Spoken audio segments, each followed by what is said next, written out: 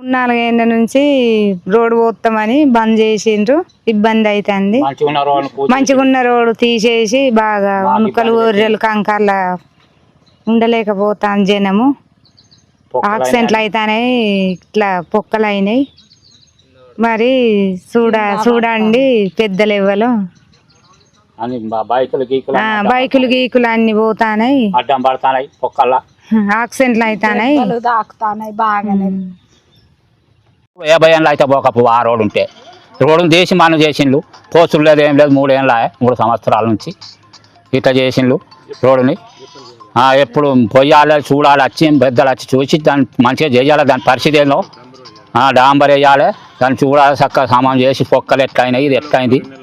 అది 2-3 నెలలు అయిపోవాలి. ఇది మొత్తం రోడ్డు కంప్లీట్. లేకపోతే మంచిగా ఉండదు. పెద్ద ఆసాములకు ధైర్యం అవుతుంది. మొత్తం వచ్చి చూడండి మీరు ఒక్కపారి ఎట్లున్నదో రోడ్డు. ఎట్లా కంకర దేలు సత్తానం, ఎడ్లు మనుషులం, బండ్లు పోకట, బైకులు పోకట, పడతాను ఆశంట్లు అవుతాయి, మోకాళ్ళు పోతాయి, మోచేతులు పోతాయి.